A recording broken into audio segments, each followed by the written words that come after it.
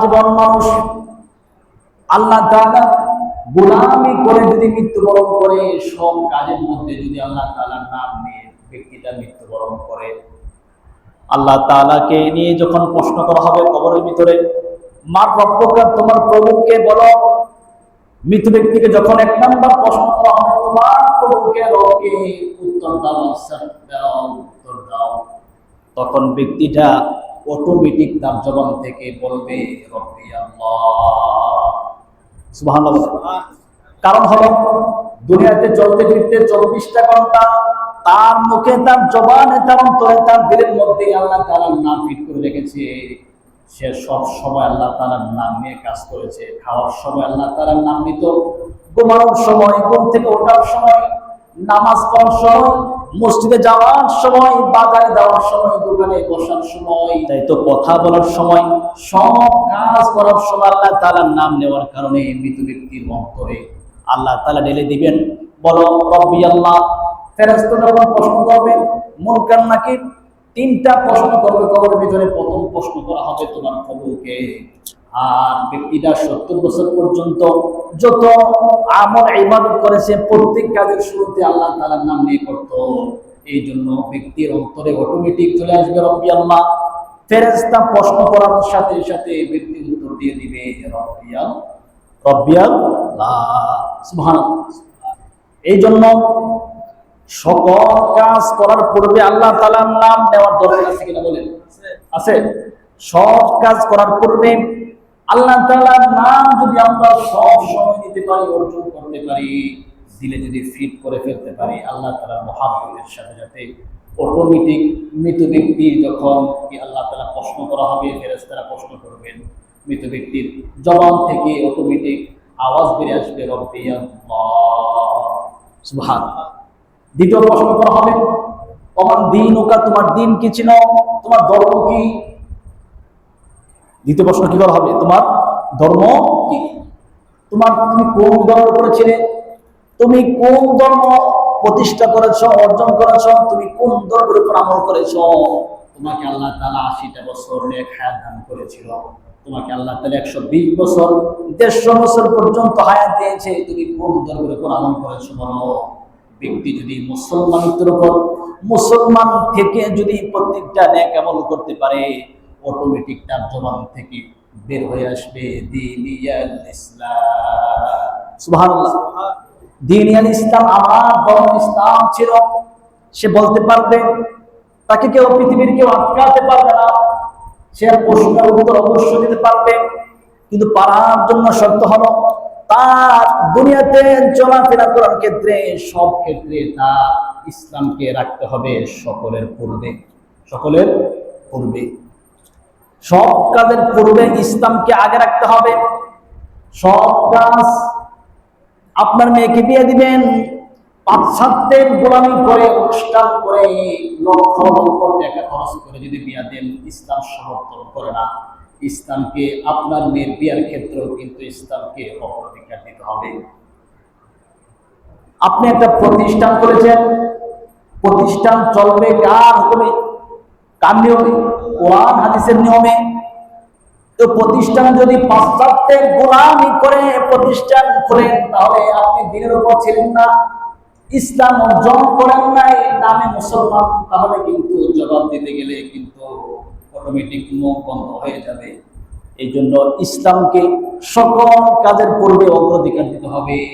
ইসলামকে যদি কেউ অগ্রাধিকার না দেয়, দ্বিতীয় প্রশ্নের মধ্যে কিন্তু কি আটকে যাবে। নাউজুবিল্লাহ বলেন। ইসলামকে যদি আমরা সব কাজের পূর্বে অগ্রাধিকার না দেই, দ্বিতীয় প্রশ্ন কবরের ভিতরে, দ্বিতীয় প্রশ্ন কি করা হবে, তোমার দিন ওকা, তোমার দিন কি, তুমি কোন ধর্মের মধ্যে ছিলে। দ্বিতীয় প্রশ্নের উত্তর দিতে হলে আপনাকে, আপনি যখন দুনিয়াতে থাকবেন, প্রত্যেকটা কাজ করার পূর্বে ইসলামকে মাইনাস করতে হবে নাকি অগ্রাধিকার দিতে হবে বলেন? কি করতে হবে? মাইনাস করতে হবে না অগ্রাধিকার দিতে হবে? অগ্রাধিকার। সব ক্ষেত্রে আপনি ইসলামকে আগে রাখতে হবে। আপনি একটা কোন কাজ করবেন, দেখতে হবে এই কাজ করলে আমি কি পাশ্চাত্যের গোলাম হয়ে যাব নাকি ইসলামকে সমর্থন করা হবে। আমাদের বর্তমান সমাজের অনেক সন্তান তারা রাসূলকে ফলো না করে বিভিন্ন খেলোয়াড়দেরকে ফলো করে। আছে কিনা? আওয়াজ করে বলতে হবে, আছে কিনা? আমাদের বর্তমান সমাজের ভিতরে অনেক যুবক আছে, তারা নায়ক নায়িকাদেরকে ফলো করে অনুসরণ করার চেষ্টা করে, অথচ ইসলাম সমর্থন করে না। যারা পাশ্চাত্যের গোলামি করবে, অনুসরণ করবে, কিয়ামতের ময়দানে কবরের মধ্যে যখন দ্বিতীয় প্রশ্ন করা হবে, তোমার ধর্ম কি ছিল, দ্বীন ইসলাম, মুখে জবান দিয়ে আসবে না, অটোমেটিক জবান বন্ধ হয়ে যাবে, মুখ অটোমেটিক বন্ধ হয়ে যাবে, আসবে না জবান থেকে, দ্বীন ইসলাম আসবে না। দ্বীন ইসলাম তাদের জবান থেকে আসবে যাদের 70 বছর, 80 বছর, 120 বছর ধর্মকে আগে রেখেছিল, ধর্মকে আগে রেখে কাজ করেছিল, তাদের জবান থেকে অটোমেটিক চলে আসবে দ্বীন ইসলাম। সুবহানাল্লাহ। তাহলে আমরা কি চাই? আমরা জব সুন্দর করে দিতে চাই। কি বলেন? সুন্দর করে দিতে চাই। আপনার সন্তানের কাছে আপনার সন্তানের চুল খেলোয়াড়দের মতো রাখতে মন চায়, রাসূল যেভাবে রাখতেন চুল সেভাবে রাখেন না। আপনি সন্তানকে বলেন তুমি চুল কাটবে রাসূলের সুন্নাহ মোতাবেক, কিন্তু আপনার সন্তান চুল কাটে খেলোয়াড়দের মতো। কার মতো? ইসলাম সমর্থন করো না, ইসলাম অনুযায়ী কাজ হচ্ছে না, তাহলে তার জবান দিয়ে দ্বিতীয় প্রশ্ন ফেল, দ্বিতীয় প্রশ্ন আসবে না। যখন তাকে প্রশ্ন করা হবে বলবে ইয়া নাফসি লা আদরি লা আদরি, আমি জানি না, আমি ভালো করে জানি না, এই প্রশ্ন আমি জীবনে শুনি নাই, প্রশ্ন আপনার প্রশ্ন আমি বুঝি নাই, এই প্রশ্ন তার জবান থেকে উত্তর আসবে না। কারণ হলো সে দুনিয়াতে থাকতো, চলাফেরা করতো, রাসূলের সুন্নাত মোতাবেক জীবনযাপন না চালানোর কারণে তার জবান থেকে অটোমেটিক বন্ধ হয়ে যাবে। তার জবান থেকে শুধু একটা কথা বের হবে, লা আদরি, আমি জানি না। ফেরেশতারা তখন তাকে কঠিন মারধর করা হবে, কঠিন মার দিবে। তৃতীয় প্রশ্ন করা হবে, প্রথম প্রশ্ন মা রব্বুকা, দ্বিতীয় প্রশ্ন ওমান দীনুকা, তোমার দ্বীন, তৃতীয় প্রশ্ন ওমান হাদা রাজুলাল্লাযী বুইসা ফীকুম, এই ব্যক্তিকে যাকে তোমাদের নিকট প্রেরণ করা হয়েছিল। রাসূল পাক সাল্লাল্লাহু আলাইহি ওয়াসাল্লামের দিকে ফেরেশতারা ইঙ্গিত করে বলবে, এই ব্যক্তিকে যাকে তোমাদের নিকট প্রেরণ করা হয়েছিল বলো। ওই ব্যক্তি, ওই বান্দা, ওই মৃত ব্যক্তিকে জীবিত করা হবে। মৃত ব্যক্তি যদি দুনিয়াতে সুন্দরভাবে রাসূলকে অনুসরণ করত, রাসূলের প্রত্যেকটা কাজকে যদি তারা ফলো করত, যদি ফলো করে থাকে, তাহলে তার জবান দিয়ে অটোমেটিক চলে আসবে হাজা মুহাম্মাদুর রাসূলুল্লাহ সাল্লাল্লাহু আলাইহি ওয়াসাল্লাম। তার জবান থেকে উত্তর সুন্দর করে বেরিয়ে আসবে। যদি দুনিয়াতে থাকা অবস্থায় যদি তার প্রত্যেকটা কাজ রাসূলের সুন্নাহ মোতাবেক যদি থাকে, তাহলে তার জবান থেকে আল্লাহ তাআলা অটোমেটিক উত্তর বের করে দিবেন, হাজা মুহাম্মাদুর রাসূলুল্লাহ সাল্লাল্লাহু আলাইহি ওয়াসাল্লাম নবীজুনা, উনি মুহাম্মদ রাসূলুল্লাহ সাল্লাল্লাহু আলাইহি ওয়াসাল্লাম, তিনি আমাদের নবী। আল্লাহ তাআলা তার জবান দিয়ে এই উত্তর বের করে দিবেন। সুবহানাল্লাহ। তাহলে এক নাম্বার প্রশ্ন করা হবে, আর রব্বুকা, তোমার প্রভুকে আছে, তোমার প্রভুকে এক নাম্বার প্রশ্ন উত্তর দিতে হবে। আল্লাহ তাআলাকে সব ক্ষেত্রে দুনিয়াতে আগে রাখতে হবে। দুই নাম্বার প্রশ্ন ওমান দীনুকা, তোমার দ্বীন কি, তোমার ধর্ম কি। যদি উত্তর দিতে হয় তাহলে অবশ্যই দুনিয়ার মধ্যে ইসলামকে সর্বাধিক আগে রাখতে হবে। সর্বক্ষেত্রে, সব ক্ষেত্রে ইসলামকে আগে রাখতে হবে। ইসলামকে মাইনাস করে যদি আমরা কাজ করি, তাহলে দ্বিতীয় প্রশ্নের ক্ষেত্রে আটকে যাব, মুখ দিয়ে জবান দিয়ে কোনোভাবেই আসবে না উত্তর, শুধু বলা হবে লা আদরি, আমি জানি না, লা আদরি, আমি জানি না। তিন নাম্বার প্রশ্ন করা হবে ওমান হাদা রাজুলাল্লাযী বুইসা ফীকুম, এই লোককে যাকে তোমাদের নিকট প্রেরণ করা হয়েছিল। ওই ব্যক্তি যদি রাসূলকে সব ক্ষেত্রে ফলো করে থাকে, অনুসরণ করে থাকে, তাহলে তার জবান থেকে অটোমেটিক বের হয়ে আসবে হাজা মুহাম্মাদুর রাসূলুল্লাহ সাল্লাল্লাহু আলাইহি ওয়াসাল্লাম। সুবহানাল্লাহ। এই তিন প্রশ্ন যারা দিতে পারবে সঠিকভাবে, যারা এই তিন প্রশ্নের উত্তর দিতে পারবে, আল্লাহ তাআলার পক্ষ থেকে আওয়াজ আসবে ফেরেশতাদের প্রতি, তার কবরকে তোমরা প্রশস্ত করে দাও, জান্নাতের একটা বাগান তার কবরের মধ্যে ফিট করে দাও, জান্নাতের একটা হাওয়া বাতাস চালু করে দাও। ওই মৃত ব্যক্তিকে যখন জীবিত করা হবে, প্রশ্নে যদি দিতে পারে, তারপর ওই ব্যক্তি এমন এক গুণ দিবে, কিয়ামতের আগ পর্যন্ত পৃথিবীর কোন শব্দ তাকে, কিয়ামতের ময়দানে যখন আবার ডাক দেওয়া হবে, সিংহে যখন ইসরাফিল আলাইহিস সালাম ফুৎকার দিবেন, 3টা ফুৎকার দিবেন, একটা ফুৎকারের সময় থাকবে 1 বছর। সুবহানাল্লাহ বলেন, কয় বছর? 1 বছর। একটা ফুৎকারের আওয়াজ থাকবে, 1 বছর চলবে আওয়াজ। ইসরাফিল আলাইহিস সালাম 24টা ঘন্টা আল্লাহ তাআলার হুকুমে তিনি সিংহের মধ্যে মুখ দিয়ে আছেন। আল্লাহ তাআলা যখন তাকে অর্ডার করবেন, তিনি সেকেন্ডের ভিতরে তিনি ফুৎকার দেওয়া শুরু করে দিবেন। 1 সেকেন্ড দেরি করবেন না। ওই দিন সমস্ত মানুষ উলঙ্গ অবস্থায় প্রত্যেকের কবরে উপরে দাঁড়িয়ে থাকবে, উলঙ্গ অবস্থায়। 50টা হাজার বছর দাঁড়িয়ে থাকবে, উলঙ্গ অবস্থায় দাঁড়িয়ে থাকবে 50টা হাজার বছর। কয় বছর? কয় বছর? 50 আলফা সানা। সূরাতুল মাআরিজের ভিতরে আসছে 50 আলফা সানা। ওই দিন হবে 50,000 বছর মানুষ উলঙ্গ অবস্থায় দাঁড়িয়ে থাকবে কবর উপরে। একে অপরের দিকে তাকানোর কোনো সিস্টেম থাকবে না, কোনো উপায় থাকবে না। এত ভয়াবহ অবস্থা হবে, এত কঠিন অবস্থা হবে, মানুষ ইয়া নাফসি করতে থাকবে। মানুষের গুনার দিকে মানুষ লজ্জিত হয়ে কান্না করবে। কান্না করতে করতে এক পর্যায়ে পানি শেষ হয়ে যাবে, রক্ত বের হতে থাকবে। রক্ত এক পর্যায়ে চলে যাবে ওই কঠিন দিনে। ওই সময় এক পর্যায়ে মানুষ যখন বেহুশ হয়ে যাবে, বেহুশ হয়ে মানুষ বলাবলি করবে, আল্লাহ তাআলা বিচার করেন, বিচার আগে হোক, তারপর জান্নাত অথবা জাহান্নাম যাব, কোনো আপত্তি নেই, আগে বিচারটা হোক। আগে কি হোক? আগে বিচার করা হোক, বিচারের পর জান্নাতে পাই অথবা জাহান্নাম, কোনো আপত্তি নেই, আগে বিচার হোক। বিচারের আগেই যে আযাব দেওয়া হবে, মানুষ সহ্য করতে পারবে না। মানুষ অসহ্য হয়ে এই আবদার ফরিয়াদ করবে আল্লাহ তাআলার কাছে। আল্লাহ তাআলা শুনবেন না, আল্লাহ তাআলা ওই দিন কার কথা শুনবেন না। সকল মানুষ একত্র হয়ে হযরত বাবা আদম আলাইহিস সালামের কাছে গিয়ে বলবে, আদম আলাইহিস সালাম, আজকে আপনি আমাদের পিতা, আপনি আমাদের আদি পিতা, আপনি যদি আজকে সুপারিশ না করেন আল্লাহ তাআলার কাছে, আমাদের কোনো রক্ষা নেই।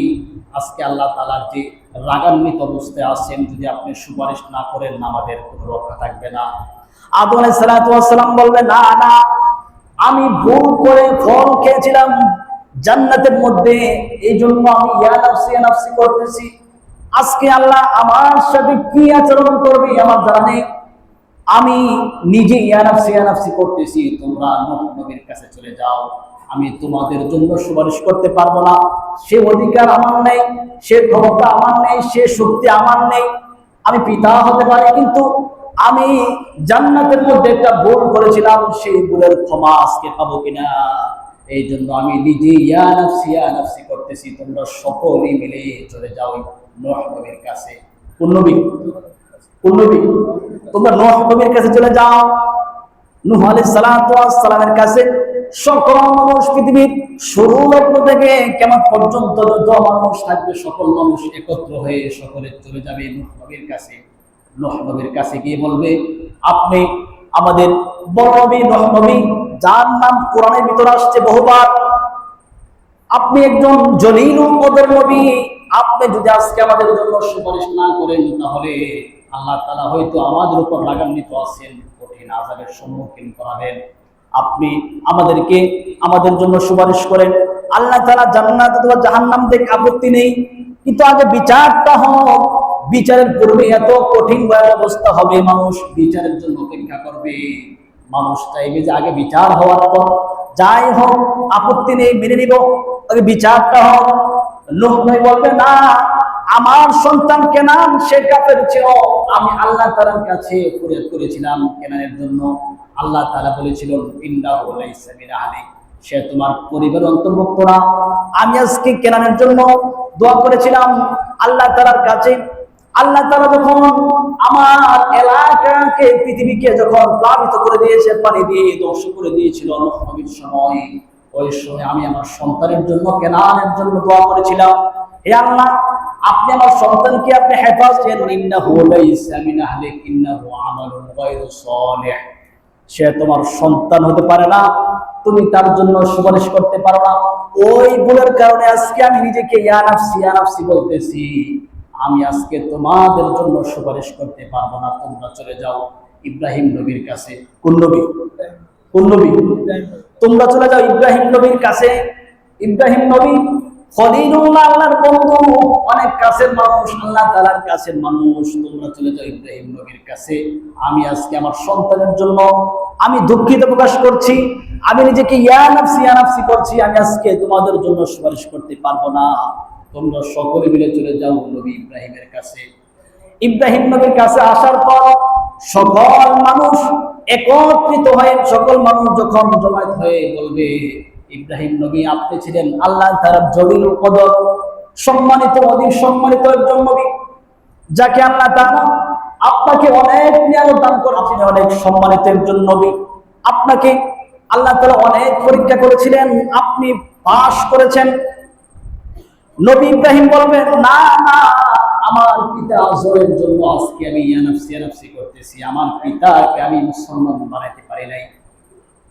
আমি অনেক দিন যাবত দাওয়াত দিয়েছিলাম, কিন্তু আমার পিতা আজর, তার জন্য আজকে আমি ইয়া নাফসি করতেছি। আমার পিতা আজকে জাহান্নামে চলে যাবে, আমার সামনে দিয়ে আমি সুপারিশ করতে পারবো না। আমি আজকে তোমাদের জন্য সুপারিশ করতে পারবো না। তোমরা চলে যাও মূসার কাছে, আমি আজকে তোমাদের ব্যাপারে সুপারিশ করতে পারবো না। আমার পিতার যে অবস্থা হবে, পিতার জন্য সুপারিশ গ্রহণ করা হবে না। তোমাদের জন্য আমি কখনো করতে পারি না। নিজেই আমি ইয়া নাফসি করতেছি। আমার আজকে কি হবে, আল্লাহ তাআলা আমার উপর রাগান্বিত আছেন কিনা আমার জানা নেই। আমি আজকে তোমাদের ব্যাপারে সুপারিশ কখনো করতে পারবো না। তোমরা চলে যাও মূসার কাছে। সকল মানুষ আবার চলে যায় মূসার কাছে। মূসা নবী কালিমুল্লাহ আল্লাহ তাআলার সাথে যিনি কথা বলতেন, সূরা তাহার ভিতরে আসছে, আল্লাহ তাআলার সাথে তিনি সব সময় তুর পর্বতে তিনি কথা বলতেন। মূসা নবী একজন সম্মানিত নবী। মূসা আলাইহিস সালাতু ওয়াস সালাম, তিনি তার কাছে গিয়ে মানুষ ফরিয়াদ করে বলবে, মূসা আজকে যদি আপনি আমাদের জন্য যদি সুপারিশ না করেন, তাহলে অবশ্যই আজকে আমাদের হতাশ, আজকে আমাদের অবস্থা খারাপ হয়ে গিয়েছে। আল্লাহ তাআলার যে রাগান্বিত অবস্থা আছেন, আজকে হয়তো আমাদের উপর আযাব নেমে আসবে। আপনি যদি আল্লাহর কাছে যদি সুপারিশ না করেন, অবশ্যই আমাদের উপর মুসিবত চলে আসবে। মূসা নবী বলবে, না না, আমি আজকে তোমাদের ব্যাপারে সুপারিশ করতে পারবো না। নিজের গুনাহের জন্য, নিজের অপরাধের জন্য ইয়া নাফসি করতেছি। আল্লাহ তাআলা আমার সাথে আজকে কি ফায়সালা করে, এটাই দেখার বিষয়। আমি তোমাদের ব্যাপারে কোনো সুপারিশ করতে পারবো না। তোমরা চলে যাও ঈসা নবীর কাছে। ঈসা রাহমাতুল্লাহ, আল্লাহ তাআলা যাকে সম্মানিত করেছেন। আল্লাহ, আমরা আদম থেকে অনেক নবীর কাছে গিয়েছি, কিন্তু সুপারিশ পাইনি। আপনার কাছে আমরা শেষ পর্যন্ত এসে চলে আসলাম। আজকে যদি আপনি আমাদের জন্য সুপারিশ না করেন, আপনি যদি আজকে আমাদের সাথে যদি আল্লাহ তাআলার কাছে ফরিয়াদ না করেন, সুপারিশ না করেন আমাদের জন্য, আল্লাহ তাআলা আমাদের উপর আযাব হয়তো নেমে দিবেন, আমাদেরকে ধ্বংস করে দিবেন। ঈসা নবী বলবেন, না না, আমি তোমাদের ব্যাপারে সুপারিশ করতে পারবো না। আমার অপরাধ রয়েছে। আমাকে মুশরিক কাফের ইহুদিরা আল্লাহ তাআলার ছেলে সাব্যস্ত করেছে, আমার মাকে আল্লাহ তাআলার স্ত্রী সাব্যস্ত করেছে। আমি এই জন্য লজ্জিত, ইয়া নাফসি করতেছি। আজকে আমার সাথে আল্লাহর সাথে কি হয়, এটা নিয়ে আমি অনেক টেনশনে আছি। আমি তোমাদের জন্য তোমাদের ব্যাপারে সুপারিশ করতে পারবো না। তোমাদের জন্য একমাত্র সুপারিশ যদি কেউ করার থাকে, তাহলে আখিরি নবী, আখিরি পয়গম্বর মুহাম্মদ আরবি সাল্লাল্লাহু আলাইহি ওয়াসাল্লাম, যিনি হয়তো তোমাদের জন্য তোমাদের ব্যাপারে সুপারিশ করতে পারেন। তোমরা তার কাছে চলে যাও, হয়তো তিনি তোমাদের ব্যাপারে সুপারিশ করতে পারবেন।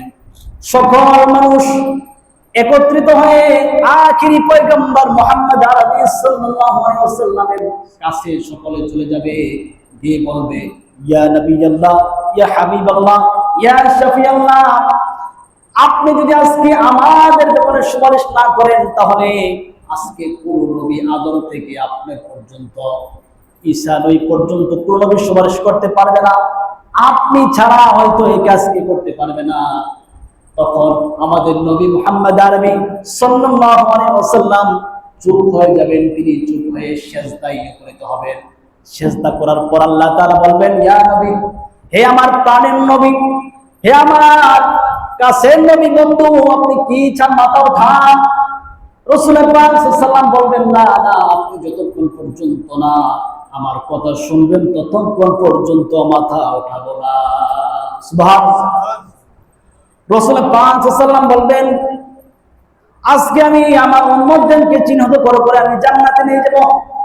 আল্লাহ তাআলা বলবেন, মাথা উঠান, আপনার সুপারিশ কবুল করা হবে, বিচার কার্য শুরু করা হবে। রাসূল পাক সাল্লাল্লাহু আলাইহি ওয়াসাল্লামের কথা মতো আল্লাহ তাআলা বিচার ব্যবস্থা শুরু করে দিবেন। কঠিন বিচার ব্যবস্থা। আল্লাহ তাআলার নাম যেরকম ভাবে রহমান, তেরকম ভাবে আল্লাহ তাআলার নাম কহার, জব্বার রয়েছে।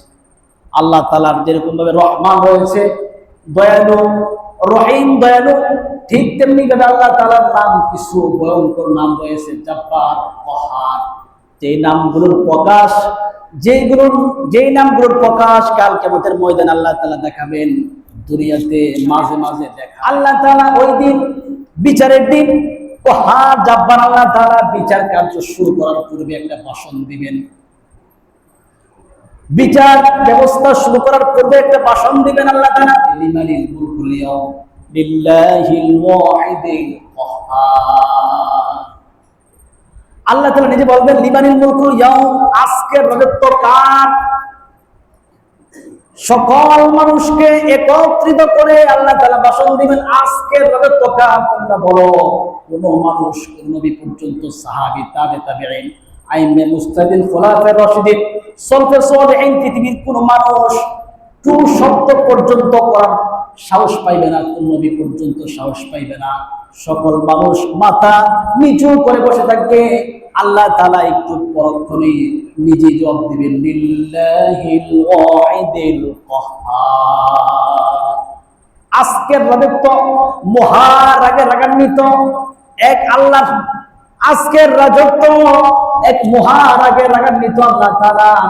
আজকের রাজত্ব হবে আল্লাহ তাআলার জন্য খাস।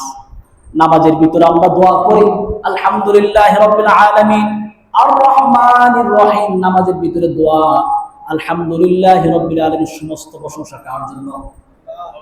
আর রহমান, রহমান মানে ব্যাখ্যা কি? রহমান যিনি কাফেরকেও খাওয়ান, মুশরিককে খাওয়ান, মুসলমানকে খাওয়ান, কুত্তা, বিড়াল, যত প্রাণী আছে সকলকে খাওয়ান। কাফের যে আল্লাহ তাআলার নাফরমানি করে তাকে আল্লাহ খাবার দেন। রহমান নামের ব্যাখ্যা, রহমান নামের ব্যাখ্যা বুঝতে হবে, যারা আল্লাহ তাআলার নাফরমানি করতেছে 24 ঘন্টা তাদেরকে আল্লাহ তাআলা খাবার দেন, এর মানে রহমান। যারা আল্লাহ তাআলার আনুগত্য করে মুসলমান, তাদেরকে খাবার দেন, এর নাম রহমান।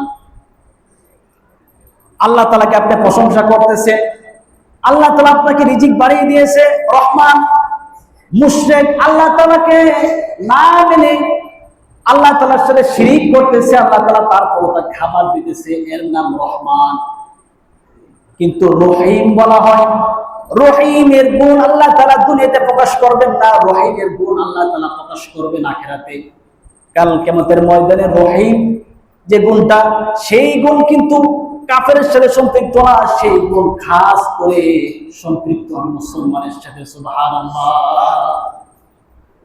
আল্লাহ তাআলা গুণের মধ্যে রহমান গুণ প্রকাশ করেছেন।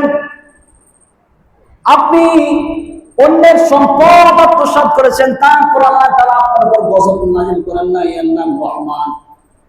আপনি মানুষের সাথে খারাপ আচরণ করেছেন, তারপর আল্লাহ তাআলা আপনার উপর আযাব দেন নাই, এর নাম রহমান।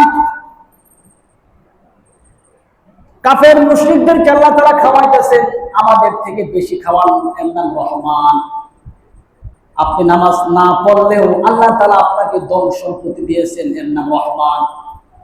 আপনি যাকাত আদায় না করলে, রমজান রোজা না রাখলেও আপনাকে আল্লাহ তাআলা খাওয়াইতেছেন, ধ্বংস করেন নাই, এর নাম রহমান। আপনি নামাজ না পড়লেও আল্লাহ তাআলা আপনাকে সুস্থতার নিয়ামত দান করেছেন, এর নাম রহমান। কিন্তু রহিম কি? আর রহমান রহিম সূরা ফাতিহার ভিতরে আমরা প্রতিদিন পড়ি আর রহমান রহিম, কিন্তু রহিম পুরা উল্টা। রহিমের গুণটা আল্লাহ তাআলা প্রকাশ করবেন আখিরাতে। রহিম মানে হলো যারা আল্লাহ তাআলার আনুগত্য করেছে দুনিয়ার মধ্যে, আল্লাহ তাআলা তাদের জন্য খাস শুধু রহমত বর্ষণ করবেন আখিরাতে। আর যারা দুনিয়ার মধ্যে আল্লাহ তাআলার নাফরমানি করেছে, আল্লাহ তাআলা তাদের সাথে আচরণ করবেন জাব্বার কাহ্হারের নামের মতো। আল্লাহু আকবার। তাহলে রহিমের গুণ আল্লাহ তাআলা প্রকাশ করবেন খাস করে কার সাথে? মুসলমানদের সাথে। কার সাথে? কার সাথে? মুসলমানদের সাথে। আর কাহ্হার, জব্বার, এই সমস্ত নামের আল্লাহ তাআলা প্রকাশ করবেন কার সাথে? কাফের বেঈমানদের সাথে।